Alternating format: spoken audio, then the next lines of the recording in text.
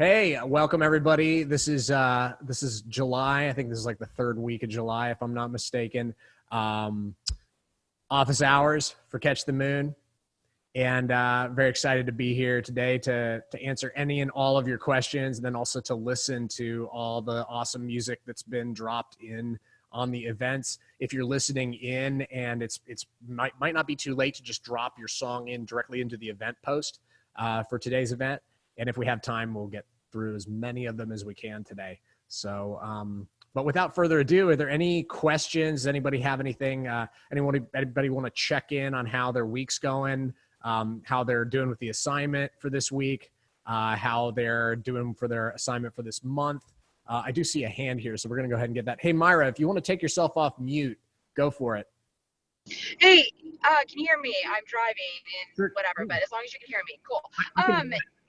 So for Scene Keepers, when are you guys gonna put that like Airtable link or whatever? So I know they were talking about in March, and then before Zion left, they're talking about how we will have a chance. It's like a first come first serve basis for us to throw in our songs so that these music supervisors or whoever's going to be there will have a chance to listen like it was in March. Do you know when that link is going to be available and when we can start submitting those? I don't know yet, but I will check in and we'll get that going as soon as possible. I know it's coming up fairly soon, but there's still plenty of time to get your songs ready for something like that. And I'll circle back with the team on that, and we'll get that together. Okay, but it's still happening though, right? That's still going to be like a thing.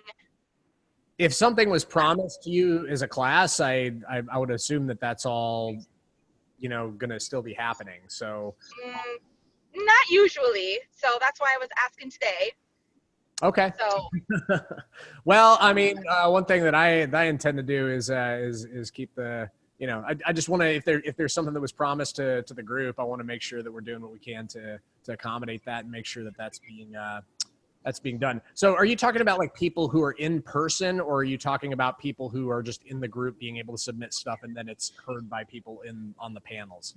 No. So back in March at the Scene Keepers event, there was, Kathy had stated, like very encouragingly, don't you guys love all the music supervisors hearing your music? And we were like, yeah, we love it. And she's like, don't you guys want this to happen at next one? And we were like, yeah, we do.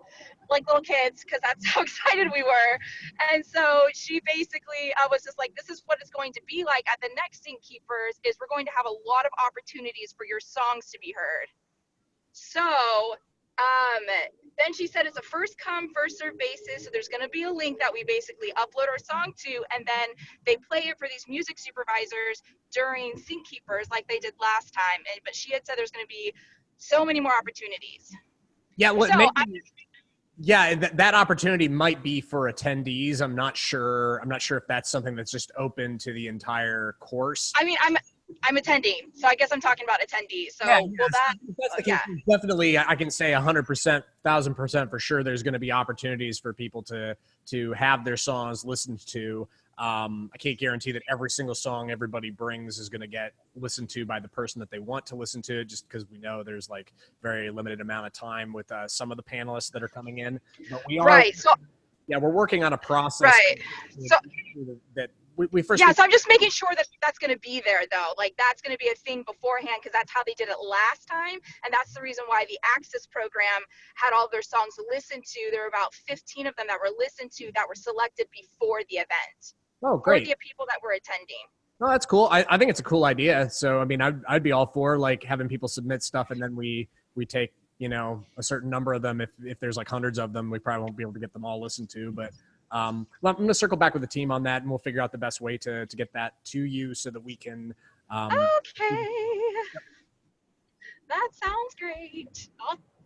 Actually, I have another question on that. Everybody asked a question. I have a piggyback. Is the Access class still going on? I thought that ended. The Access class is going on, to my knowledge, until the end of the year. From what my understanding is. I thought the person I spoke with, maybe it was a different time frame, but she said hers was over already, like just like this month. Yeah, I'm not Okay. entirely sure of the timing of that. I think some people might have memberships that change or that Okay. All right. Cool. Cool. times, and other people have things that start at different times. So I think that everybody in the access courses, I think like everybody's done with it by the end of the year, from my understanding with it. But yeah, Brenna, you have a question? Go ahead and unmute yourself, and I'd love to hear it. Yeah, hey, John. Hey. Just wanted to ask about tomorrow's session and whether that's going to be recorded so we can listen to it later. I think somebody asked that, but I didn't catch the answer. Yeah, I'm planning to record it. Yeah. Okay, Should be available to everybody. Yeah. great. Thank you. You're welcome. That's all I had. Katie, you got a question? Yeah. Hey. Okay. So, I wonder if I'm really echoey. I think Myra is frustrated, and I think some other people are maybe just a little bit confused and frustrated because. So last year at Sing Keepers, we were told like make sure you have business cards, and there's going to be lots of opportunities to talk to music supervisors, and make sure your music is ready because you may get it to music supervisors. And then we got there. And then they did a listening session, but it was only offered to the access course to submit their songs. And it was done before, but we didn't find out till we got there. So I think everybody was like hurriedly getting their music ready and getting these business cards ready. And then we weren't allowed to connect with the music supervisors at all. And we weren't invited to that listening session. So I think we're just like, and they're like, oh, well, next time, it'll be offered to you guys. So I think this is just the reason why we're like really making sure, because, some people are traveling to be there and stuff like that. So just to kind of like, let also what you're kind of like coming into of, in preparation for this Sing Keepers thing. Thanks. So that's why it's important to us. Yeah, no, I totally understand why it's important, and thanks for just bringing up all these points. The best I can do, like I say, I haven't been an employee at Catch the Moon, but like 2 or 3 weeks now, I think. So I'm still getting caught up and up to speed with everything.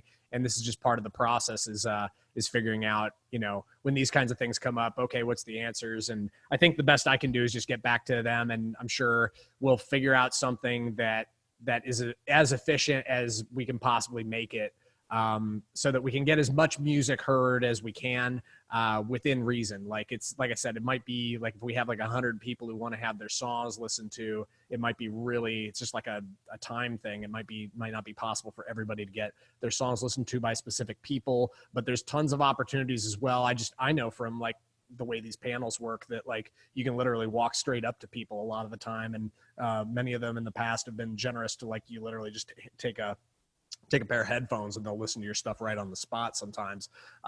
So there's going to be opportunities like that, but then there's also going to be full like during the panel opportunities, and I'm just going to coordinate with Kathy and with the rest of the team to make sure that we're handling that as smoothly as we can and make sure that we have enough time, as much time as we possibly can for that, so that yeah. That's the best answer I can give for that. Thank you.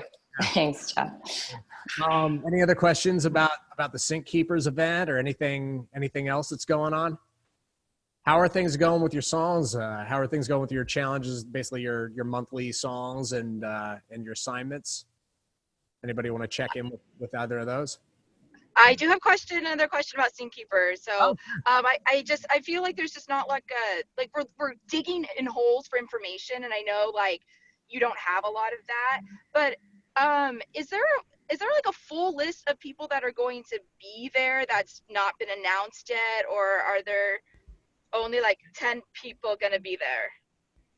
So the full list of attendees, to my knowledge, hasn't been released yet. We're in the process of like some of the people are really, it's a thing where I know some of these people are really like it's a matter of scheduling. Like we don't know exactly when they're coming, or it might be like it's a huge name and we're almost 1,000% sure it's going to happen, but we're not 1,000% sure yet. So I know that there's some of that can happen. So I'm just going to basically like check back with them. I imagine that the full list of people that are going to be at the conference are going to be announced shortly. I'll circle back on that, but I don't have an answer for like whether the full schedule is ready to share with the group yet, but I'm assuming it will very soon because the event's coming up fairly soon. It's in like 2.5 weeks, which is the reason why I get so anxious. So welcome, John. I'm an anxious person sometimes. So if you want to get to know me, Nothing. and don't worry about it. and also so last time, those things that I think this is going to be a smaller event since there's only 99 seats, but since this is a much smaller event than there was last time where there was like 250, that opportunity to talk with those music supervisors was not offered. It was basically they got out of the room and then we were talked to and they all left. They left. We had to chase them down before they left the door, and I didn't want to do that because I know that they're on time schedules, but that was not available last time. So I think a lot of us are nervous because not only, we're in this class, but we also paid $200 for that. Then the venue was changed, and then we weren't told about it until a meeting like this, and everybody's had to change their Airbnbs. So we're all kind of on edge, and we would just like a little bit more information, and I know you don't have that right now, but I'm just kind of letting you know that the more information that we can get would be really, really cool. Great. So, yeah. I'm all for like getting you the info that you want. And, but I'm sure there's also like with some of the scheduling stuff with the individual attendees that are going to be on the panels. I know not 1,000% of that has been, it just hasn't been 1,000% confirmed with a couple of people. So let me just see like where things are at with that. And hopefully we can get something to share with you very soon. I mean, rest assured the people that are going to be on these panels are going to be like of as high a caliber as they have been in the past. They're going to be really good. So, yeah, we just don't want to be promised that we'll have the opportunity to talk to them because that's what happened last time. And then we didn't get to talk to anyone. It's like nobody wanted to talk to them. So that's really what it felt like.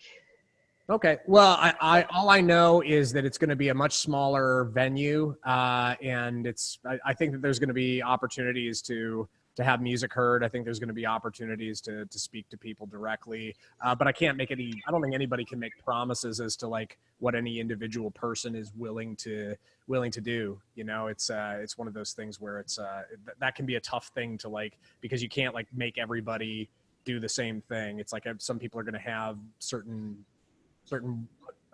abilities and yeah, there's some people are not going to have the time afterwards to do it, but I'm certainly going to voice everybody's concerns to the team, and we're going to do the best we can to address those concerns and hopefully just have an awesome event that you all are really excited about. So okay, that would be okay. That's my hope, that we get excited about it, because I'm just very nervous about it, to be honest with you.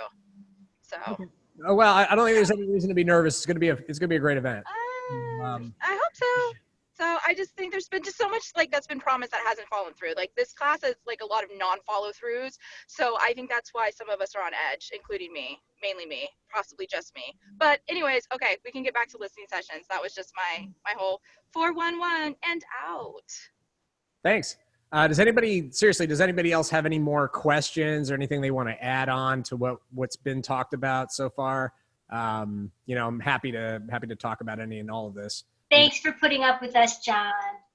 Oh, it's not putting up with anything. It's this is what I'm here for, is to help you all succeed and to listen to what you have to say and hopefully address like whatever feedback you have about how things are going. It's like I want you to feel just as excited about this whole experience of working the course as well. So if there's anything that feels like it's off, just don't hesitate to speak up, or if you want, you can always just hit me up. You can always hit me up. I'm around. I'm on Messenger. I'm on. Some of you have messaged with me directly over email channels or whatever. Just feel free to reach out, or you can just send an email to the hello @ if you like, and that'll get to me if I'm the best person to answer it. So yeah, unless anybody else has anything, let me see. We've got some stuff in the chat here. Bad news, behind on production. Good news, I have a lot of material to work on to get better. That's good. I know that like it's a thing where you can write too many songs and not get any of them produced. And it might be better to have one song produced than to have 50 songs written. But at the same time, if you're still working on your songwriting craft, it's something you got to get your stuff songwriting wise up to the level where it's competitive, and then you basically add the production component to it, is a way that you could go with that. But that's okay if you're behind on production. That's all right. Sometimes it takes a while for whatever resources you need in order to, whether it's like, collaborations you have with other people, with peers, or if you're hiring somebody, just for everything to come together, it can sometimes take time. So don't let that discourage you. And I think it's great that you're focusing on your material that you're writing. Let's see. Brenda says a ton of songs, none of which is ready to share outside the class. That's once again great, and not ready to share with the class. I'll tell you, when I've probably written in my lifetime, over 1,000 songs if I had to guess. And I would say probably about like 700 or 800 of them are total garbage. So it's one of those things where it took a long time for me people grow a lot faster as songwriters than I did. So it's just like, but it's one of those things where you put the 10,000 hours in, you'll hit a point where if you address whatever blind spots you have in your songwriting, you're going to hit a point where all of a sudden something's going to click and you're going to be like, oh, and then you'll just get a lot better. And then your stuff will get a lot better. The people you collaborate with, it keeps getting better and better. So it's okay wherever you're at with like writing songs, write as many songs as you need to. I think like until your stuff is like competitive, from a songwriting perspective, it's good to, like I was saying before, to just keep practicing. And even if your stuff is good enough from a competition standpoint, it's good to have a couple songs. But then once you get to that place, it's really good to actually start executing on things and getting stuff produced. Let's see. Also, she promised us a private party with Kathy. I'm assuming that's not happening. A private party for the course with her. Katie, could you clarify that? Yeah. At the last Sing Keepers, she said on the last day that the Access group and her had a private party. And then she said at the next Sing Keepers, it'll be for the Six Figures group. I'm just assuming that that's not happening anymore. I'm not sure that's something to assume. I'm going to take all this stuff that people are saying. I'm going to talk about it. Don't say that I said that. Don't include my name. I'm just curious if it's happening, but I don't want to be like, I don't have the full, I want to party, so but I'm gonna, like I said, the best thing that I can do is just like, ask me the questions, and I'm pretty organized about things. I think you'll find, I'll get some answers for you. No big deal. And it doesn't bother me, throw as much as you want my way. It doesn't faze me. So, I just want this to be as good an experience as it can be for everybody. And, I think this is part of it, is just making sure that the things that were promised happen. Let's see. Kathy said it's recorded. Okay. That's funny. Kathy said something about it being, is it Jarena? I apologize if I butchered the name. Kathy said something about it being easy to get $2,000 placements all day long. Any thoughts on that? Yeah, I think it actually is easy to get $2,000 placements all day long if you're making the right kind of music that people want. If you're making music that there's a strong demand for, smaller placements are definitely out there and they're getting landed. They land. I know this because, people that I know, myself, my colleagues, I know the kinds of music that gets placed. It's really no different than the music that they're asking for in the briefs, as simple as that might seem. I think what can happen sometimes with like the whole perception of that $2,000 placements are easy to get is that I do know from just my experience with Sync that people, to get your mindset into making music that there's a market for can be a challenge. That is probably the biggest challenge in Sync, is developing a desire to create music that there's already demand for. versus like creating something that you want to create out of your own creativity. Not to say that you apply your own creative process to whatever kind of music you're making, but if you're making music that is not really hitting the references that people are that are landing placements. I know it's a little bit of a tangent going off on that question, but that's definitely one thing that I see in a lot of cases is, and it's certainly something that I, even until, maybe 2 or 3 years ago was making music that was not necessarily in demand currently. So that's why I think it's really important when we're taking on these monthly assignments and we're writing songs, we're writing them in styles of music, and we're producing them in styles of music that are getting placements. So that's definitely like as a tangent to that whole conversation.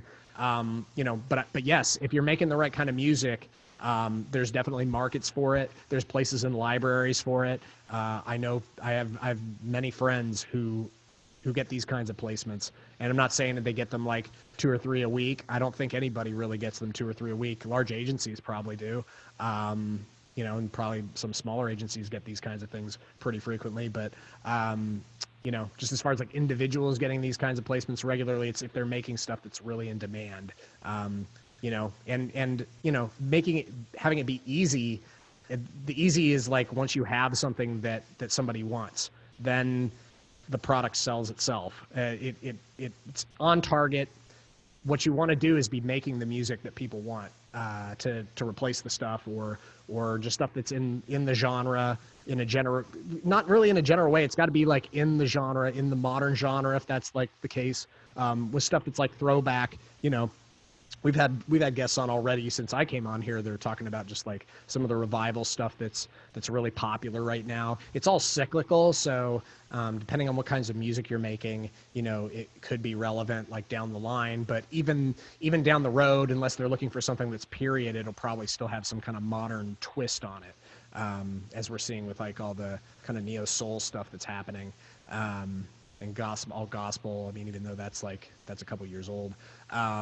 Just like the different twists and turns that the industry is taking, we always got to be nimble as to what they are looking for and kind of stay on the current edge of that. So not to say that there aren't still going to be like places to market like ukulele songs, but like the BOK song from Ingrid Michaelson, but those opportunities are going to be like, they're going to be pretty far and few between.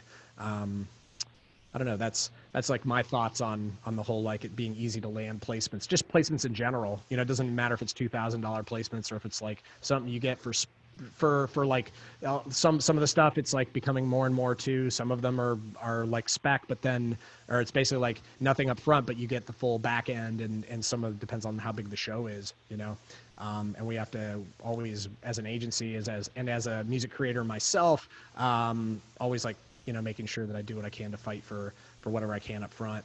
But sometimes people push back too, and they're trying to get stuff for just back end only. Let's see, what are your top agencies and libraries to submit to? Hey, Mike.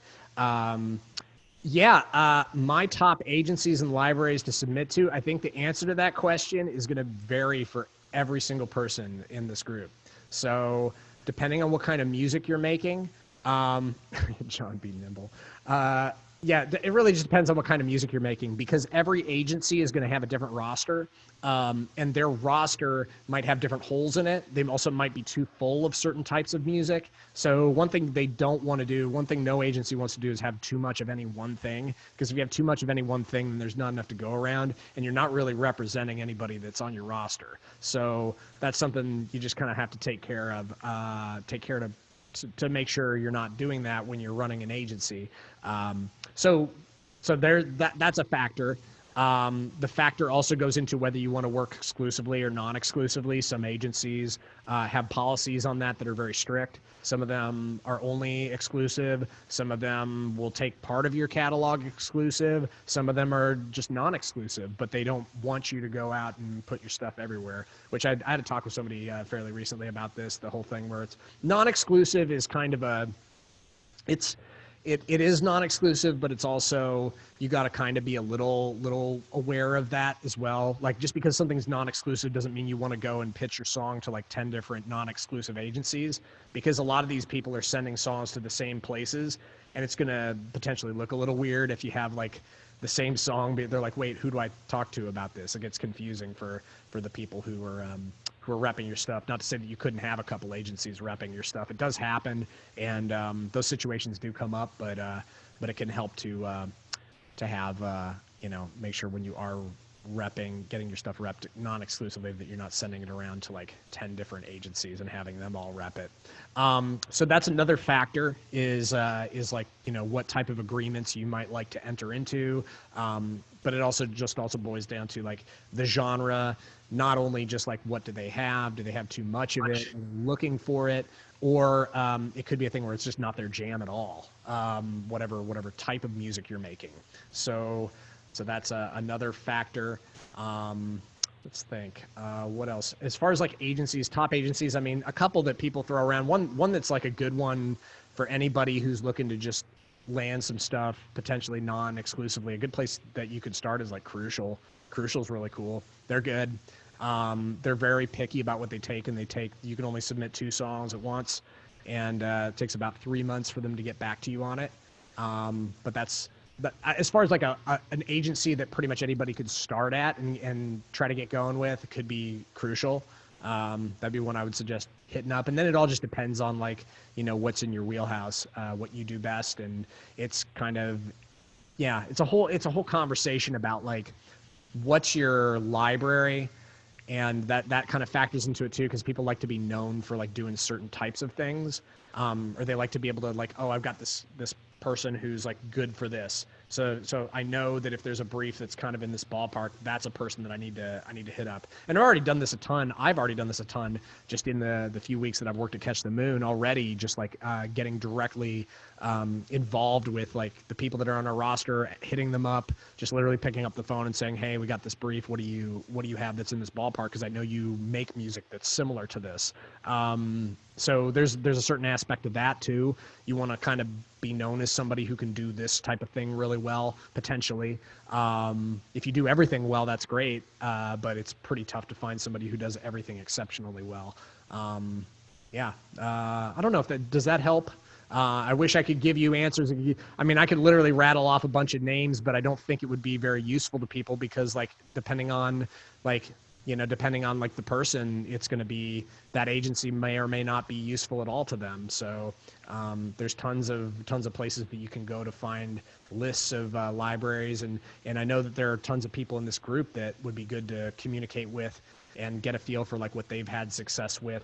I also feel it's a little iffy for me to even be talking about other agencies, since I'm representing one myself. So it's one of those things where there's a certain aspect of that to it as well. But if you want some place to start, I think Crucial would be a good place to go. Their form is really easy to use. You can submit a couple songs at a time, and I have not had heard a single person complain about being on Crucial's roster.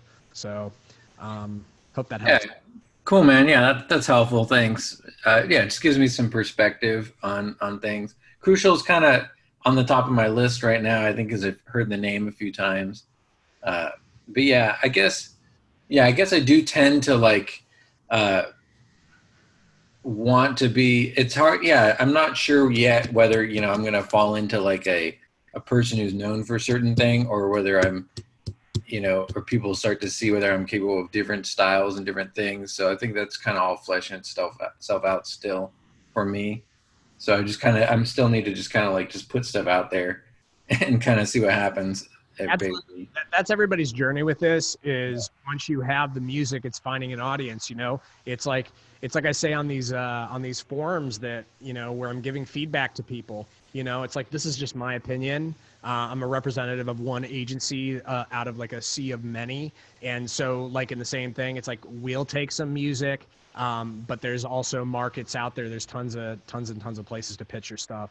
And it's just a matter of like building up your library, starting to go out there and make the connections. And yeah, it all boils down to making relationships with people and agencies, that's really what this business is largely about. Is really it's a people business. I think as with like most businesses, it's really based on relationships. So Yeah, totally.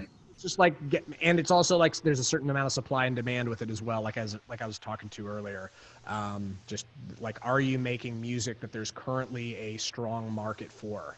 And if not, that might be something that where you need to change your strategy, whether it be like, the types of people you collaborate with in terms of like the kinds of music that they're good at, things like that. All these things are going to be informed by, kind of what the market is, and then going out and marketing your music. I spend a lot of time marketing what it is that I do, and it works. It's definitely a key part to what I do as a music producer, as somebody who guns for syncs.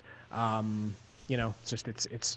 I see it as well, just on the business side of it already, just a few weeks in, just kind of how it all works. So hopefully that helps.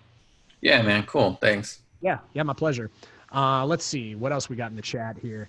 You have any experience with 411? Yeah, I'm not gonna go into like specifics with like any kind of like situation that I've had with agencies, just because like I feel like that's also, that can be colored by like your own experience. Like I could say, go work with this agency, they're awesome and they're great, and then you might get rostered by them, and then you're like, this is terrible, it's not really working out. Or I might say something like, oh, don't work with them, and it might be like the worst thing that I could ever tell you, because you end up going and signing with them and they get you a huge ad within like the first couple of months of signing with them. So it's like I kind of feel like, once again, it's not going to be too helpful for me to talk about any agency. And but do your research. There's definitely people out there that are rostered on different stuff, different libraries from like big to small, and definitely do some diligence when you consider signing up for anyone.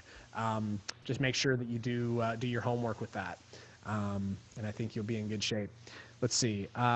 So do you want to fill a need the agency has, but still have similar enough music to the stuff in their catalog so the connections supervisors know what to expect? I think that's fair to say. I think that this is something that filling a need, a current need, if you see that there's several briefs that are going out and they're looking for similar types of music, they're probably looking for alts for that. They're looking for some type of either replacement for a really popular song, or just like songs in general in that genre.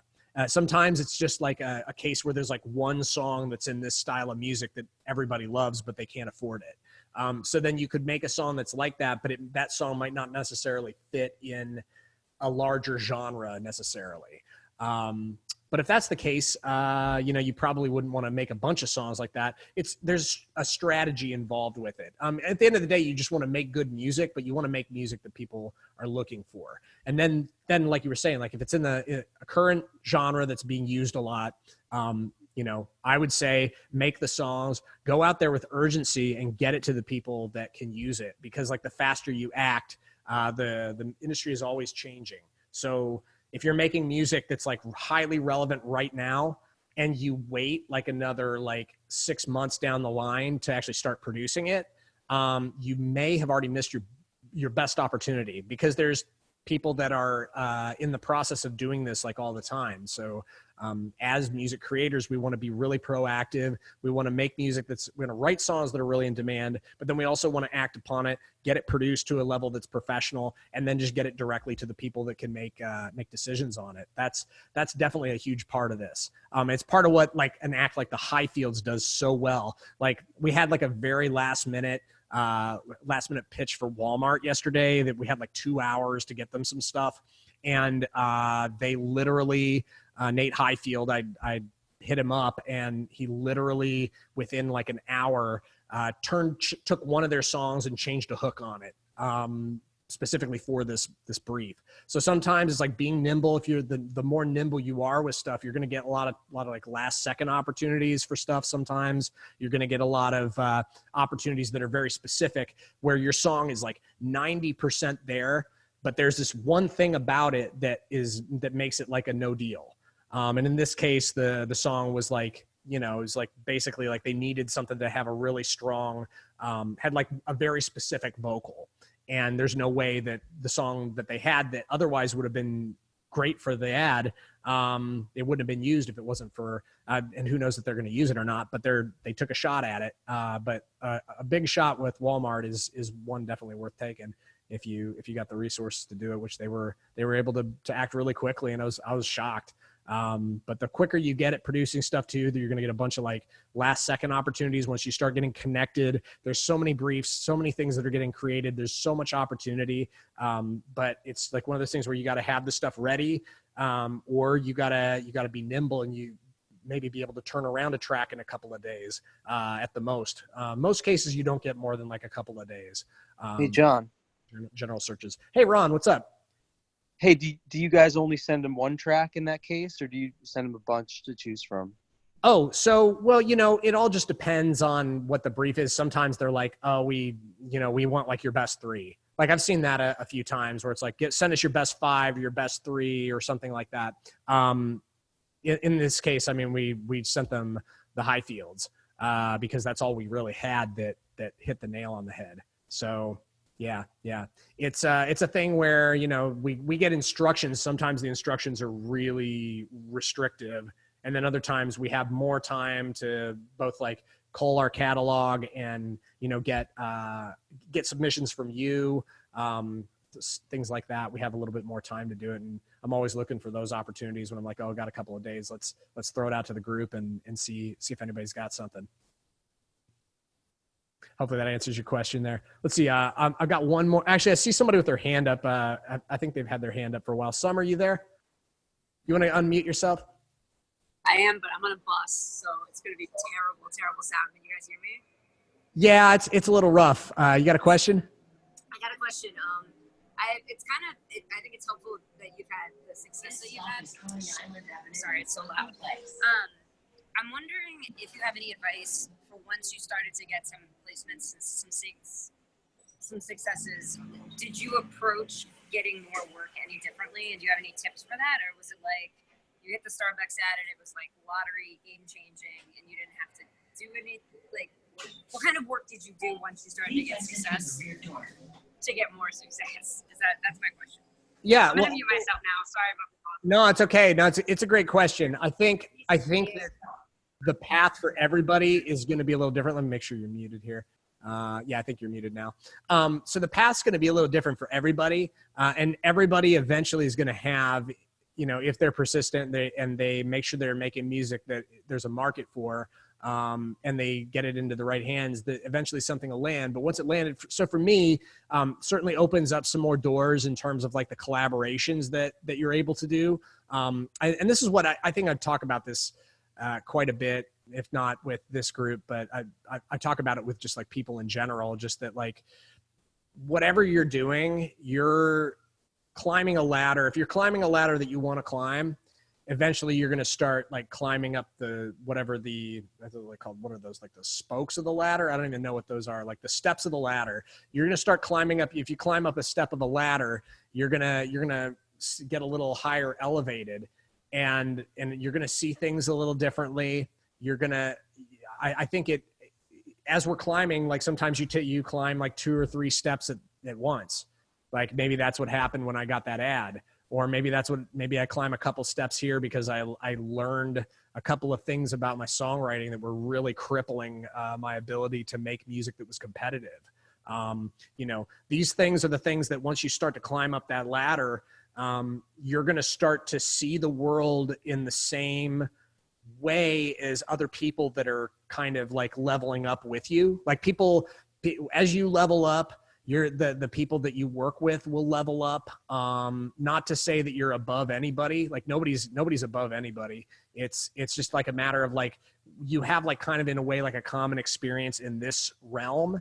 It's easier to work with other people who have, and it's actually kind of exciting too, because you're like, oh wait, if I had this ad and you had this ad, why don't we work together and see if we can make something awesome? And sometimes it's like, so these kinds of things can like, success can kind of like springboard upon success where like I may have not had like the same type of success that I've had with that Starbucks ad in the ad realm, but I've had like some really great success as a producer and as you know, just with like different types of placements that I've gotten over the last couple of years. And just like in other ways, my career as a music producer and educator have just exploded.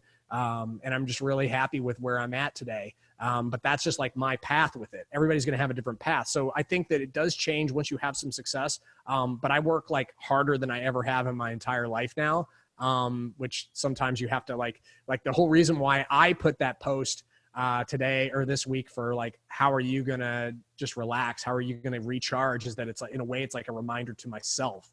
Like, it's like, I need to make sure that I'm not working too hard. It's like, but it doesn't change anything. It's like, it's like you work the same. I feel like the mentality that I've had the last like 5 years has really not been different. It's like, I'm just working as hard as I can. I'm trying to be good to the people that I work with. I'm trying to like, you know, just, yeah, good in like, just like being a good person, being straightforward in the business stuff that I do. Not like yielding to like the petty traffic that can happen with like people being like gossipy, and like, it's just like, it can get easy to like, to let yourself like kind of sink into that kind of stuff. But it's like, I don't know. I just kind of keep moving forward, and it's what works for me. So your path might be wildly different from mine. I don't want to talk like I have it all figured out and that this is like the only way. But I think it does change a thing or two once you start to get some success, because it's like, it's going to open the doors for some introductions sometimes that were not there before. And it's like, whatever the next thing could be more exciting. It also could be more boring. You might need to like work on some project that you're not that interested in, or yeah, I don't know. It's like, there's no formula to it. But I do think that like the harder you work at things and the more honest you are with yourself about like where you're at and what you need in order to get your stuff into the place where your stuff is competitive, the sooner you do that, the sooner you're going to start to see some success with all this. You know, that's the inconvenient truth about all this, is that, you know, it's like, it's hard work is good, but hard work in the wrong direction can also be, can also maybe not work out the way that you're intending it to. So you got to work smart. You got to work honestly with yourself. And then, yeah, you know, as you take those steps up, here's one thing I want to get across to everybody is that, I remember there was a time where I was sitting in a classroom, hearing about all this sync licensing stuff for the first time. And, you know, I know a couple of the people that were in that room with me, and I only think one of them is still, it was like a room of about 25 people. I think there's only one of those people that was in that room that's really even in the sync game anymore. I'm not even sure if she's making music for sync anymore. So it's like, not to say that like I'm the lucky one and I'm like the best at it, but it's like, I've been persistent. You got to be persistent. You can't give up. And I've never been a quitter. I've had times where it's been really challenging, and you know, it's like I've had people that have been really helpful along the way and encouraging to me along the way that have helped lift my spirits when I was needing to hear that. And hopefully that's a big part of what we want to impart to everybody here in this class, is that, you know, if you have it in your heart, you want to do this, really the only thing that's preventing you from doing it is making sure that you are doing the things to get your music to a place where it's competitive, which for some people it might be easier than others in terms of just like all the differing factors. There's just so many factors that go into like writing a song that's competitive in a genre that it's useful right now, and then having it produced in a way that's at a competitive level with what's getting placed. Not to say you have to hold yourself to the same standards as like $100,000 budget track. You don't have to do that, but because like I guarantee you, like most of the people that are making music for sync are sitting in home studios, or they're a lot of them are, even though there is some stuff nowadays that's getting done on like albums that are getting recorded at professional studios. There's tons of people that I know who make a good living at this stuff, and they're just mostly working from home. So that's my little tangent there. If y'all don't notice, I tend to go off on them. Hopefully that's okay. Let's see. I'm just gonna go through the chat here real quick and see, because I do want to, like, I'm realizing it's like 10 minutes till 3, and I want to make sure we have some time to go through some songs. Let me just see if there's anything I can quickly address here. What's the best way to get a song on Spotify without losing publishing? It seems all the third-party sites end up having a say in your song, and it's no longer one stop. I'm not sure what you're talking about there. When I use DistroKid to upload my songs to Spotify, they don't own any of my publishing. They own the rights to administer the mechanical royalties that come in from playing my song over their streaming service. They don't actually own my publishing.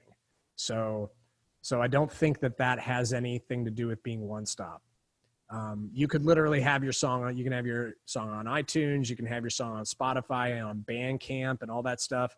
And unless you sign some kind of agreement with whoever you're giving permission to distribute your stuff online, that they take a portion of your publishing, which is sort of unheard of to me, then you're going to be fine there. Let's see. Like they have to give permission for you to sync your own song. Yeah, CD. I don't know about CD Baby, what they're doing recently. I left CD Baby a long time ago. Not that I don't still have some stuff with them, but they might have some type of agreement where you can sign up as like you want them to be your publishing admin, which I wouldn't recommend doing at all. The only reason you would ever want to sign a publishing admin deal is if you are getting big like hits, you're getting like consistently getting ads that are getting served overseas. Because what a publishing admin deal will do for you is they will go out and they will get the royalties that you're owed overseas. That's like the biggest thing that you'll get out of a publishing admin deal. But otherwise, it's really not.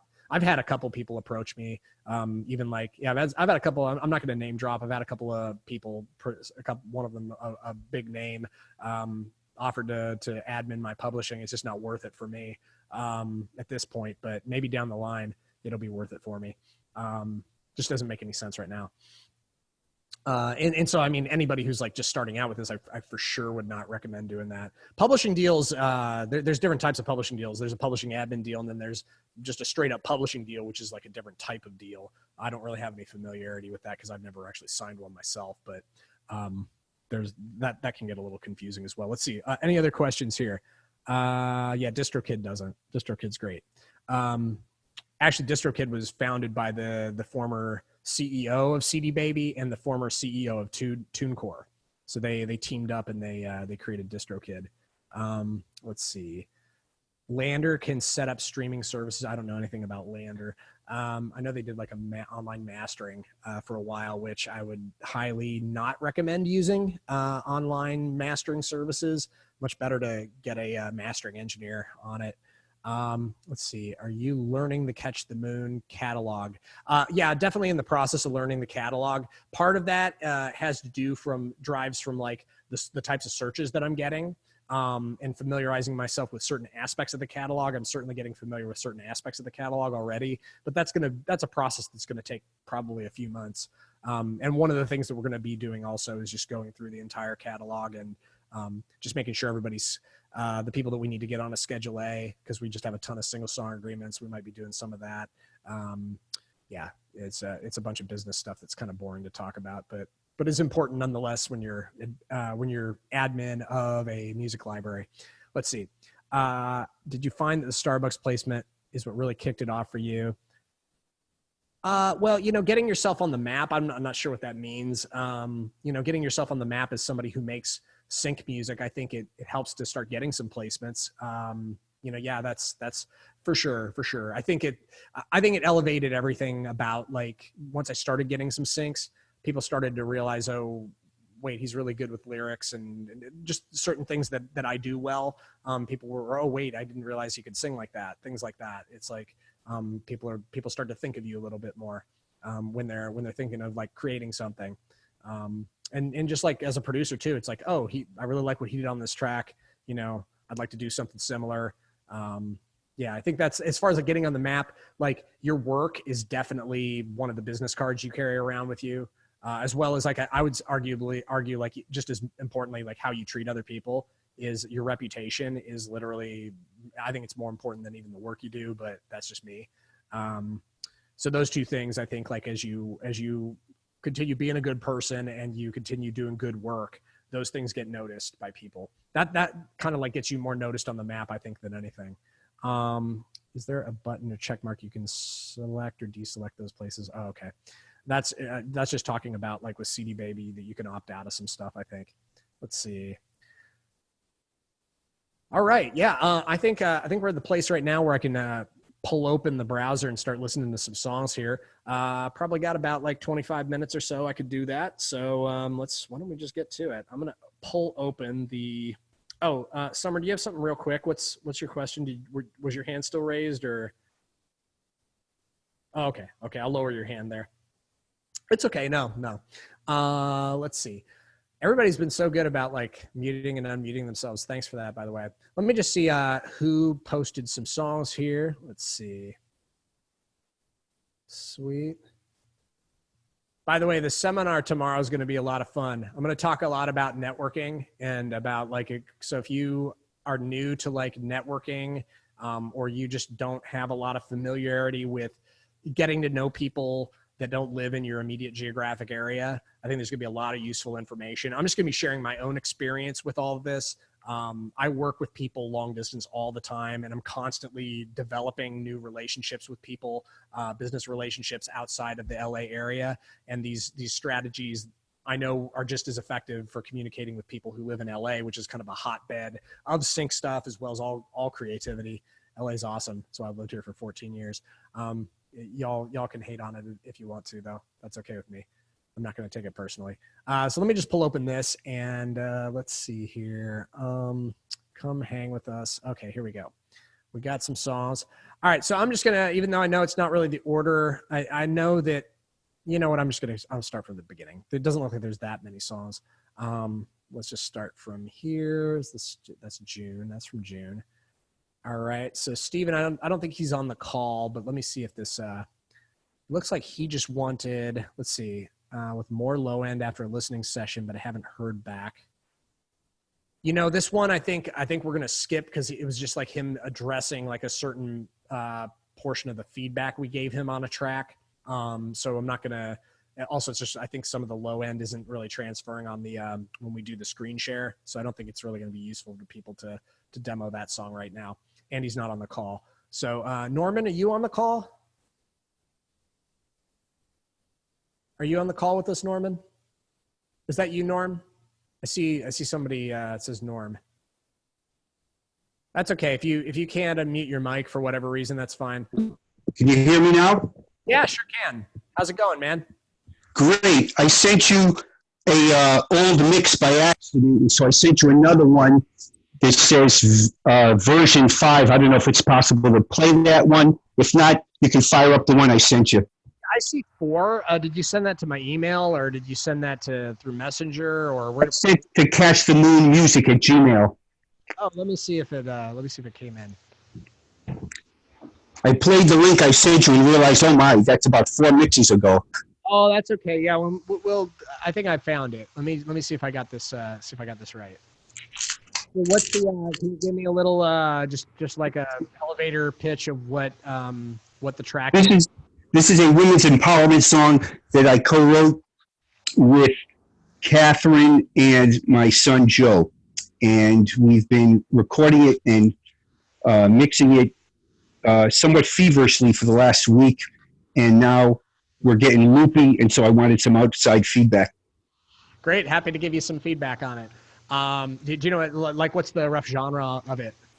The reference track is, oh dear, someone Catherine recommended. I can't think of his name right now. Someone who she says got placements, and she had a few of his songs listed, and none of them were really right for what we were doing. So I found another track by the same artist, matched the BPM and stuff, and unfortunately, I can't think of the name of the artist, who it is. I'm sorry. Okay, no, but just yeah, it's fine. Are they like a singer-songwriter? Is it rock? It's like a singer-songwriter pop style. Okay, cool. And the song that we did was a very similar title as our song. Okay. So this song's about, is this about family? What is this about? This is about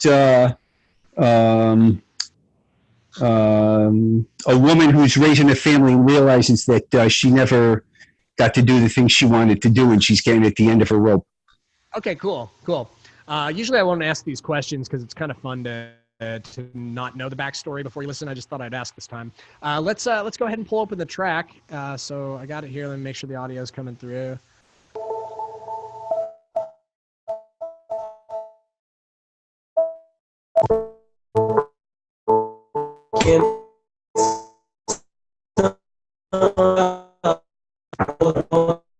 Cool. Coming through. I people can hear it. Is it better that way or with the screen sharing? I'm kind of curious. So you say really loud. Is it like distorting? It sounded close to distorting just now, but that's just me.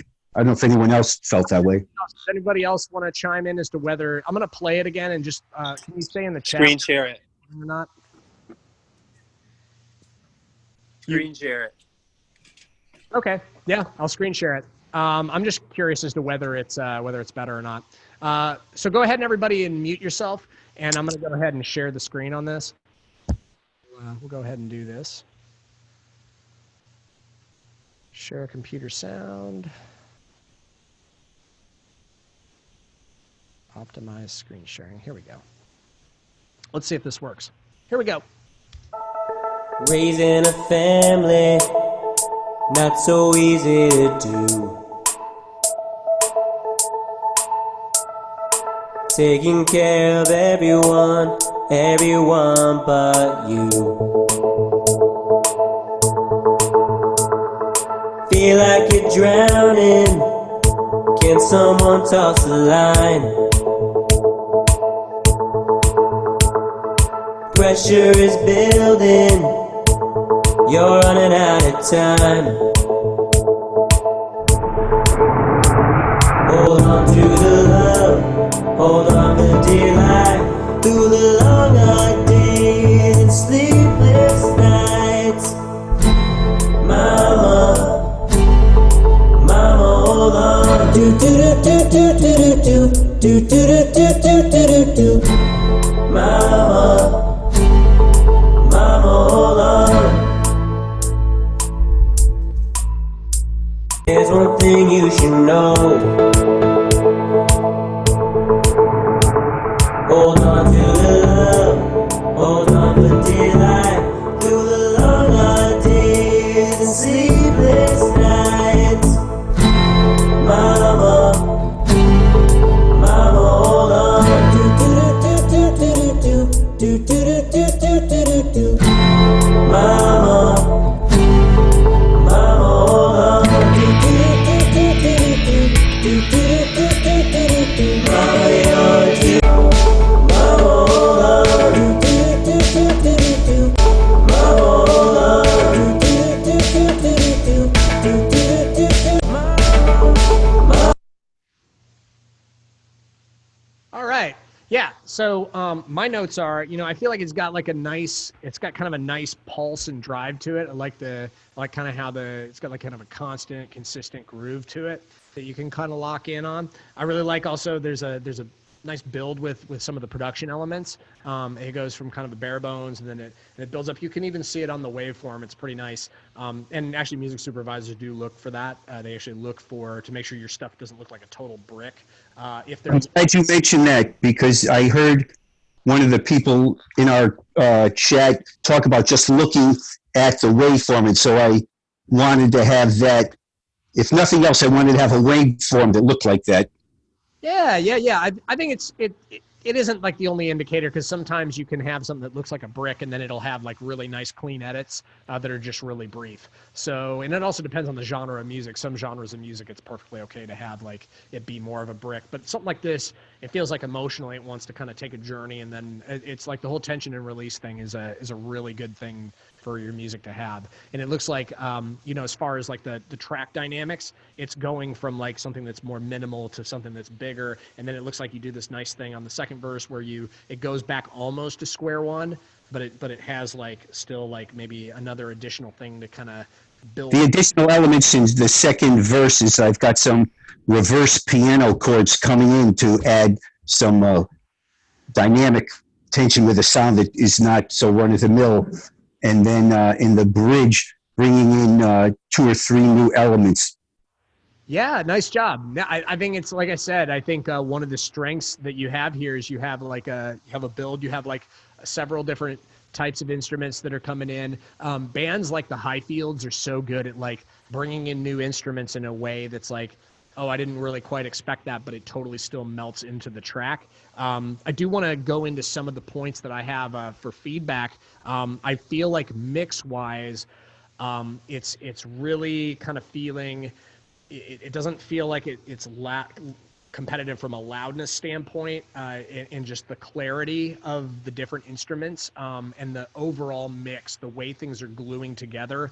It is not feeling like a cohesive. It's not feeling cohesive right now. But I'm maybe. What's the cause of that? Well, the cause of that can have to do with just simply the mix, like how the mix is done.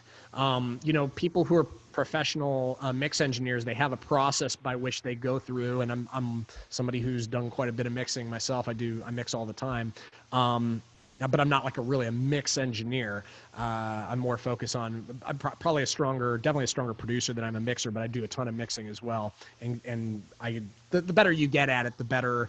It's just like you practice, but one of the foundations that I've found with mixing is really just kind of starting from what are the core instruments of your song, and then building, like going to the biggest part of your song, building up those core instruments. Like what are the 2 or 3 most important things in the entire track, and then getting those situated right in a way that feels full. It feels like a full experience of the loudness. It feels like a full experience of each of those instruments striking the way that you want them to kind of glue together. And then after that, it's really a matter of then just starting, after you get those things right. Usually the core instruments are drums, vocals. Sometimes it's like a synth or a guitar.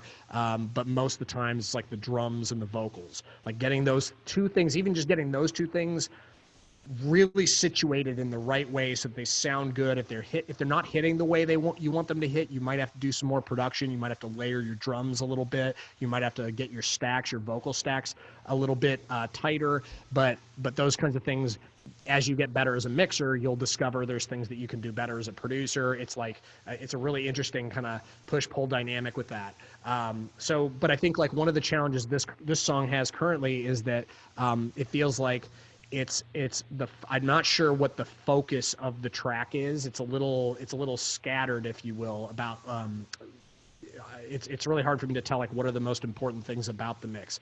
The vocals feel very, very low, and in the mix they feel kind of a little dead to me. So that's why I think if you reapproach this from like picking out like maybe you could start with the vocals and the drums and get those sounding like big and full and really the way you want them to sound.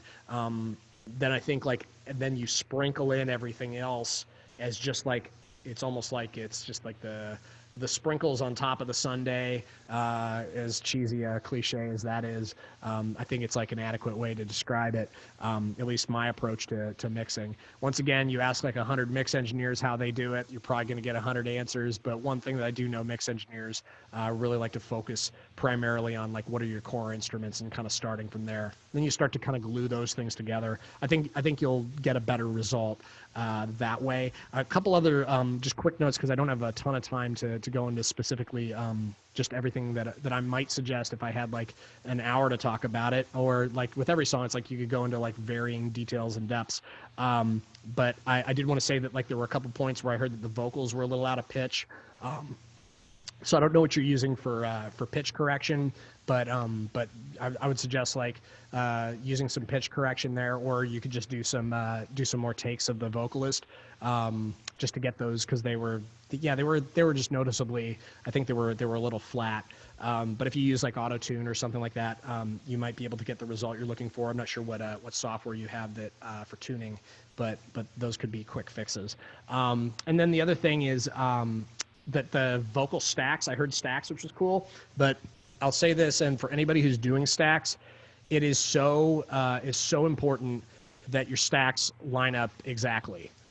Because what ends up happening, especially for something that's pop, the expectation, and I know this from some of the schooling that I got from mix engineers that have platinum records on their walls, just how it's done at like a studio like Westlake. They talk about like you want to have like stacks of like, you know, it's not uncommon to have stacks of like 8 lead vocals, and having them like arranged 4 on each side. And then if you have harmonies, you stack those as well. You'll stack like, you know, if you have a lead vocal, stack 8 of them. You have harmonies, stack 8 of them. Gangs, stack 8 of them. Just like that's what will give like the vocal kind of this big fullness that you might want if you're in the pop genre. But the key to that, even if you only have like a bare stack, which is like a bare minimum kind of stack, which is like 1 in the middle and then 2 on the sides, like kind of like if you had 3, that's a common technique, is like 1 in the middle and then 2 copies of it on either side. Like basically like it's like a stack of 3. You could do a stack. I've done in the past. Mostly we had stacks of 3. That's cool. I'm just saying that, and that's perfectly fine. But the thing is, it's got to really line up exactly, or else what you're going to have is, and then notice this in the track, there's like flamming between kind of like the ends of different lines, and it just from a professional level, it sounds sloppy. Could you quantify how far off it is? Like if on a scale of 1 to 10, and 10 was everything perfectly lined up, where would this fall?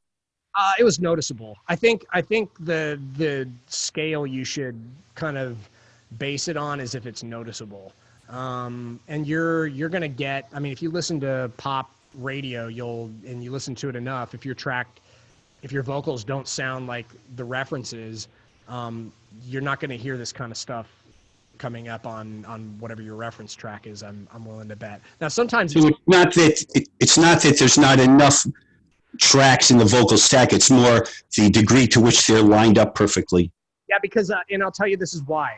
The reason why, and this is probably the reason why you might be losing some of the power in your vocal instead of having it amplified. The way that audio works is there's something called phase. And what phase does is if you have a wave that's, let me see, I'm not sure am I on the screen right now? Is everybody seeing me? Or is it, okay, cool. So people can see me. It's showing somebody else. So I'm not sure if I'm like, when I'm talking, if you guys are all seeing me. So if you have a waveform that's going like this, it's kind of hard to show, but here I can just draw it on a piece of paper maybe, and it would help.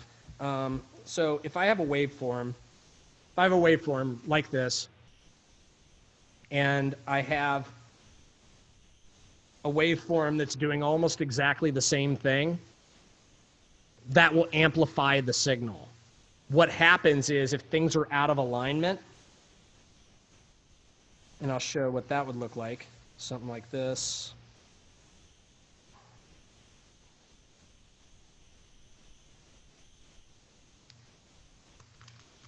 It's a little confusing, but if you can see those aren't lined up right, what ends up happening is those ones that the peaks, if they aren't lining up correctly, it's actually going to like kind of like take away from the other signal. It actually makes it quieter because part of the signal is phasing out the other part.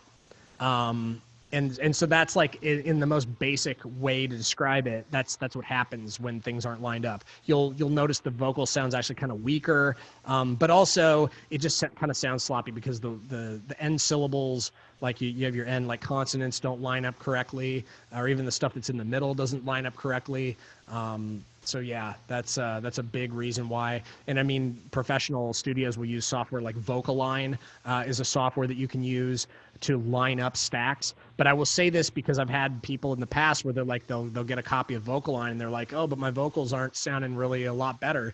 But what they're doing is they're doing the exact same thing, which is having vocal takes that aren't really lining up, and then thinking that VocAlign is just going to magically make everything perfectly aligned. What VocAlign won't do is do your vocal editing for you.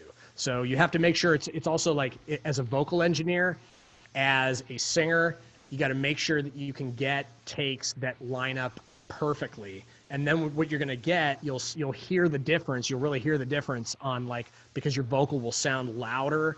It will sound, this is especially important for pop. Now for like indie kind of stuff, it can actually sound cool if things are a hair off. because there'll be this kind of natural chorusing effect. So it creates phase, but it also kind of creates chorusing in a way. You know, some of it's within acceptable thresholds when you're talking about something that's more like an indie vibe. But for something that's pop, where the expectation of the listener is going to be like it's going to be like the reference, those are common techniques. So using stacks is good, but just make sure to tighten them up. Yeah. I got to move on. Thanks for sharing that, though. Thank you so much. I really appreciate it. Oh, my pleasure, man. My pleasure. Good luck with that. And let's see, what's next? So I'm going to try to go through these a little quicker. Faith, I got a song of yours. I'm not going to ask you a bunch of questions before on this one. But your song is next. We had limited time in a hotel room to capture these vocals, so looking to spend more time on backup vocals and hook and some doubling on lead line. Okay, cool. So it's kind of an in-progress track. Let's give it a listen here.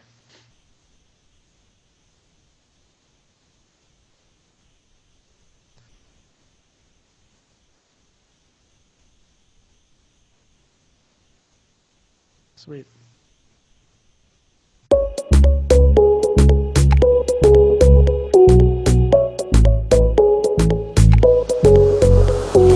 One step away, forward in motion. Know where I've been, know where I'm going. Voices rise up, a beautiful sound. There's more than enough music to go around. Everyone step in line with me. Put your hands up, get on your feet. This is my circle, this is my tribe. Leaning together, we know we're all on the same side. We are stars in the same sky. Circle of stars in the same big sky. We burning brighter than before, we shining on forevermore. This is my circle, this is my tribe. Leaning together, we know we're all on the same side. We are stars in the same sky. Circle of stars in the same big sky. We burning brighter than before, we shining on forevermore. Circle of stars in the same big sky.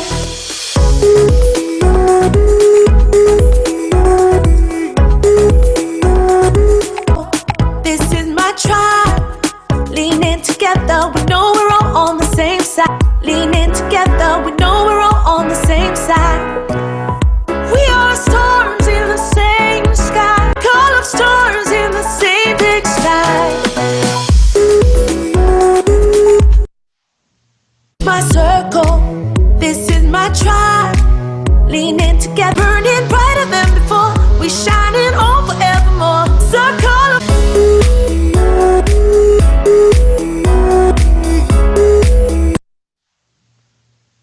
Hey, you on the call, Faith? Yeah, I'm here. You guys hear me? Love this track. I think you did a great job. It sounds great. Thanks. I think the instrumental is really, really great. I love it. I think it sounds a lot like the current. Cool. I'm sorry, you're cutting out. Oh, darn it. I can't hear you. Are you talking? Yeah, I am. You are.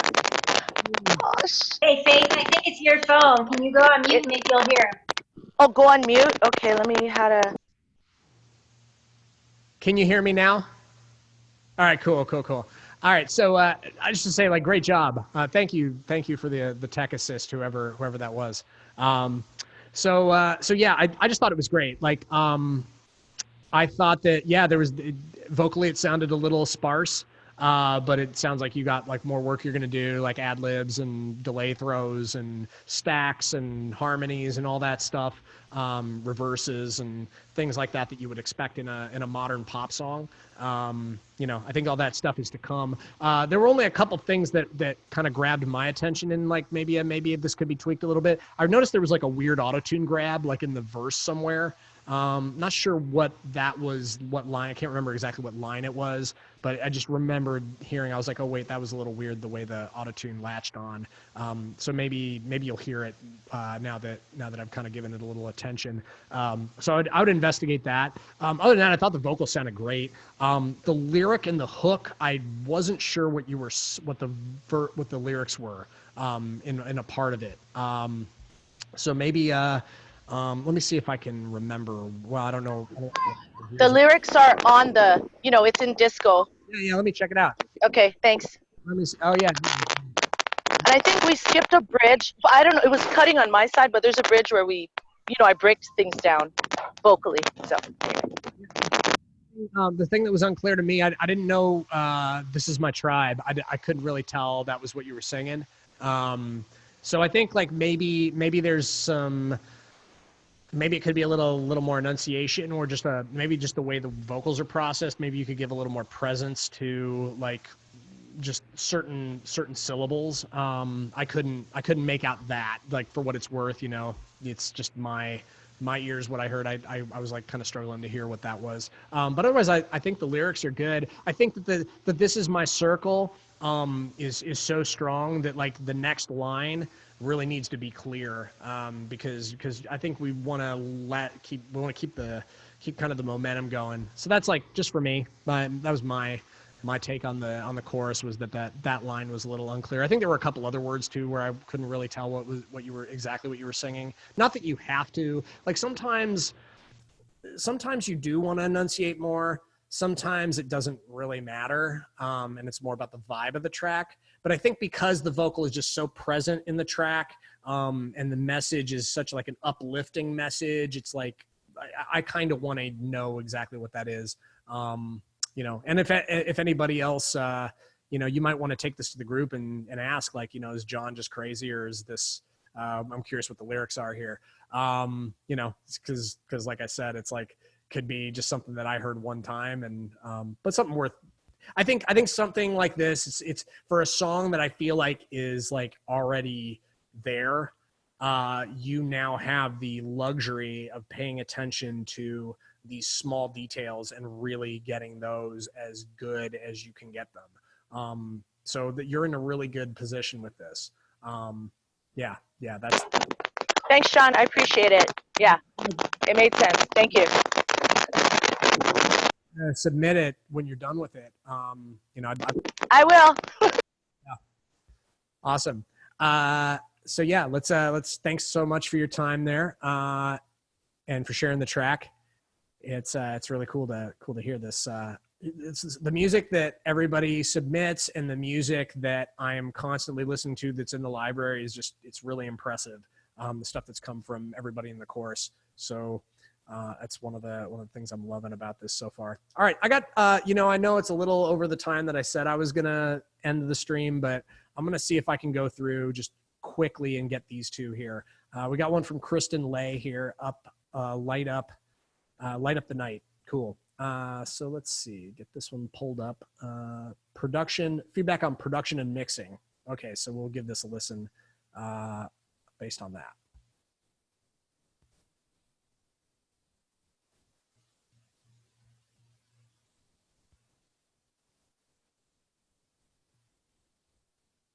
My heart beats like a rainbow. Watch the vibrations turn into colors. My heart beats like a light show. Watch the vibrations light up the night. Light up the night.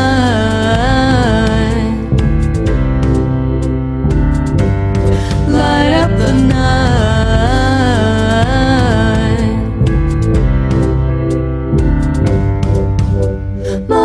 Beats like a rain. Watch the vibrations turn into night.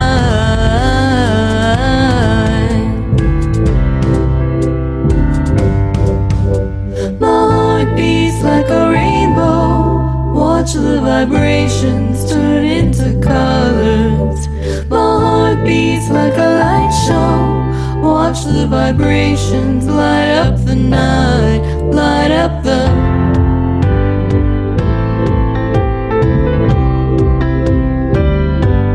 light up the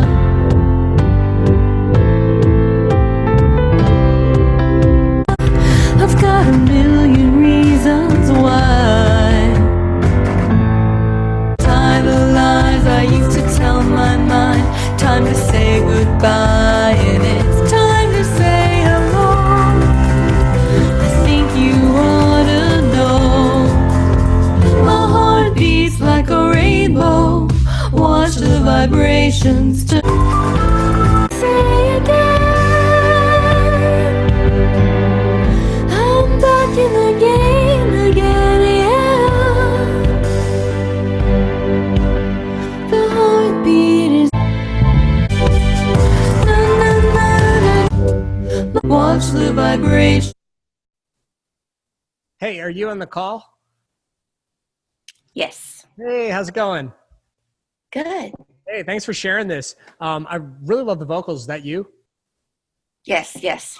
So cool, so creative. The layering, especially like in the beginning. I kind of wonder like what some of that layering might sound like if it had kind of an Imogen Heap type effect, some type of vocoder effect on some of the vocals and the layers. Might be cool.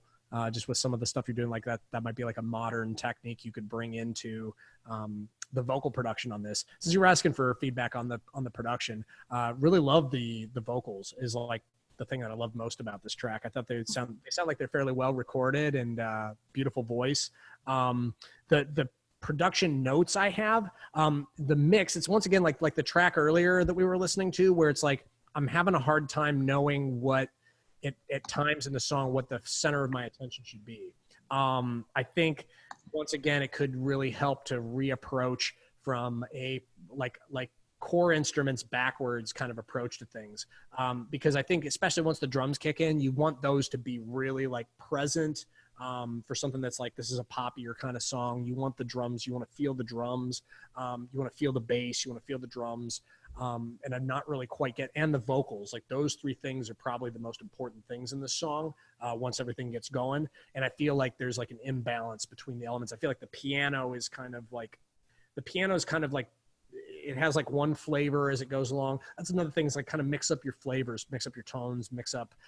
If your piano's like doing one thing, maybe filter it a certain way during the verses, maybe open it up a little bit, a hair more the low end on the choruses, but you also want to make sure that the things aren't like colliding frequency wise.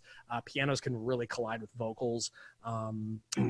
Use something called mid-side EQ to take out some of the frequencies that the vocal uses on the piano. If you have the piano across the entire frequency spectrum, you can use something called mid-side EQ to take out like some of the meaty part of your voice that you really want to pop out of the mix. That can be a helpful technique. But yeah, just you want to kind of tame your piano, I feel like a little bit. But I think this is all going to come a lot clearer to you when you start working from like core instruments up. So getting those like the drums and the vocals to sound really cool and gluing well together. Once you get that, and then you start to work in a little bit of the piano as well, because it's like kind of the main instrument. But you still probably want to even maybe bring it in a little bit in the frequency spectrum with the piano. You probably don't want it taken over the entire frequency spectrum. You want kind of like your core instruments to be towards the center. And then this is just like, there's no rules with any of this, but like, this is kind of like where you want to start most of the times is like your vocal and like your kick and your snare kind of dead center. And then you kind of fan stuff out a little bit from there. But that would probably be a helpful way to approach that. There's this like kind of warbly kind of synth that's kind of going on the entire time that was a little distracting. I feel like that might be a cool thing, like a cool texture that's like off to the sides, but filtered. So it's not like there's some frequency in there that's kind of, it's almost a little irritating. And you just gotta like, with stuff like that, those parts can be really cool, but you have to find room in the frequency spectrum and room in the track so it doesn't detract from what's actually important in the track, which is your vocal, your drums. Another thing that this track could probably benefit from is more layering.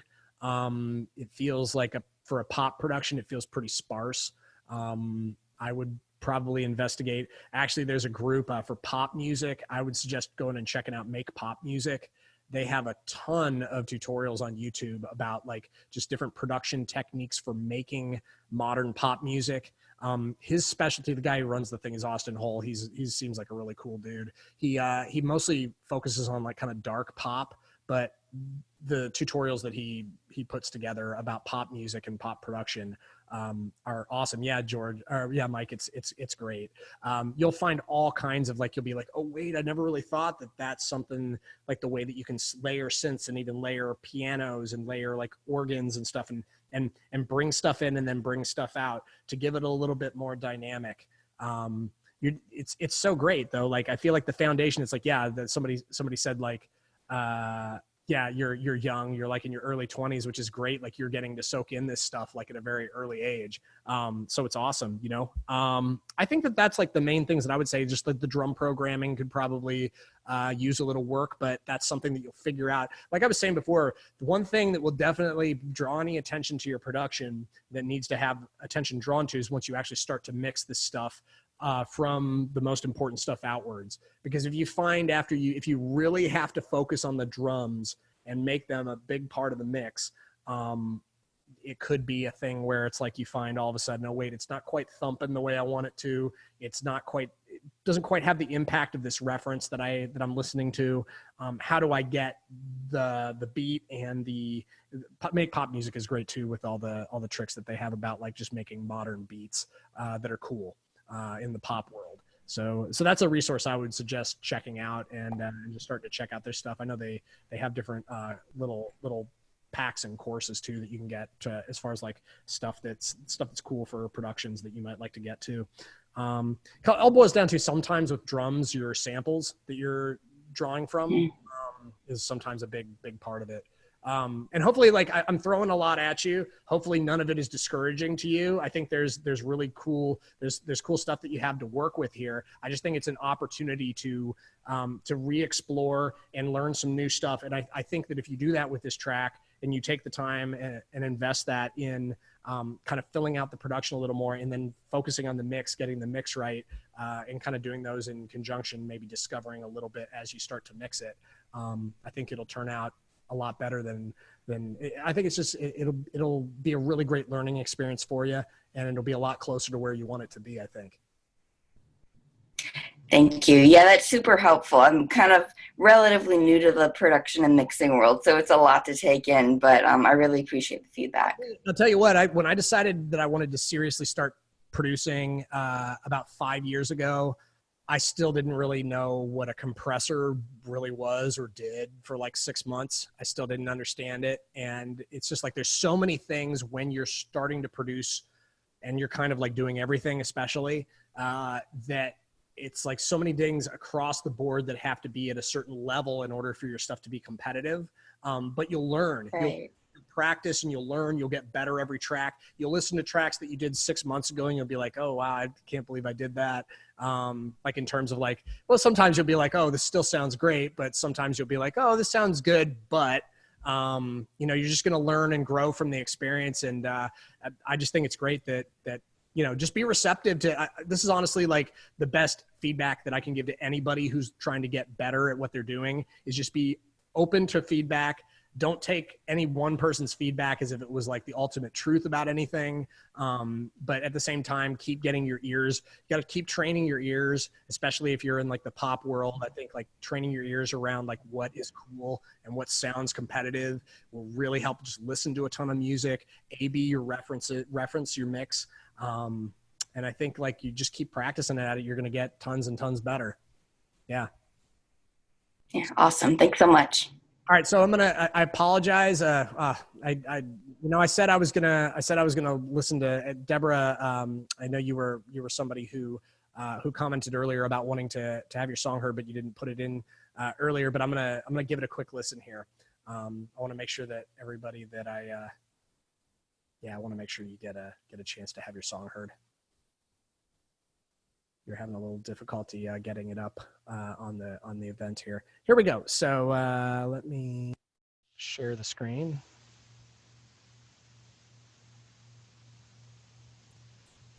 All right, here we go. Run Your Race.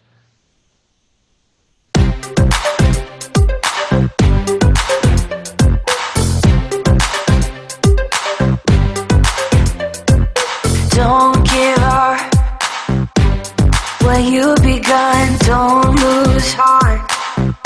'cause you're almost done. Push through, step into your future's waiting for you. Don't let life get you down.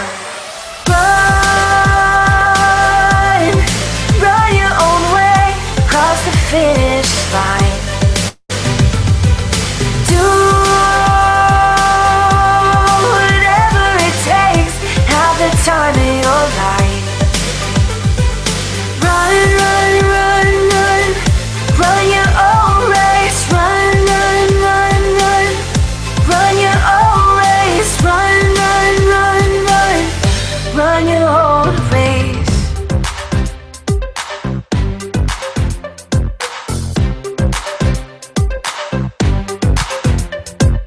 Just have persevere. The end is almost here. Let your hope fill you up. Run your own way, cross the finish line. Do whatever it takes, have the time in your life.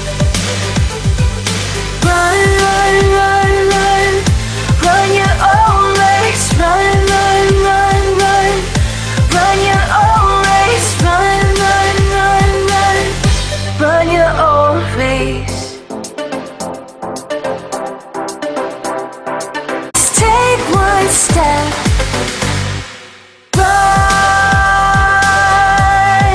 Run your own way to cross the finish. Hey, are you on the call? Yep, that's me. Oh, sweet, sweet, sweet. Thanks for the tech assist earlier, by the way. Oh, you're welcome. Yeah, I think first off, like I feel like the foundation, the instrumental foundation is there's all the elements are there in terms of like putting together a full production of your song. And I think that the vocals are very clear. They're easy to understand. It feels like the vocal is like the message is consistent. Yeah, I think that those are the things that I feel are the strengths of the song. And I like the simplicity of the chorus, just like keeping the emphasis on run and the run your own race, run your own race. I think it's repetition can be a really good thing in choruses, and kind of keeping it simple. So nice job there. And then, yeah, I think those are the strengths, the things, the main points that I had as I was listening to it. I had to kind of turn up the track a little bit because I felt like, and this could be like a mastering thing, but it felt like from a competition standpoint, it felt a little quiet to me. Is that you singing the track, Deb? Okay, cool. I thought the vocal was like really nice and clean, by the way, whoever the vocalist was. Let's see. Oh yeah. The low end felt like it was kind of lacking. But I think this also comes back to like the conversation that I've had a couple times already on this call where it's like, it's a mixed thing too. The low end sounds like it could be more complex than it is, but I feel like there could be some layering that you could do to kind of make the low end a little more satisfying.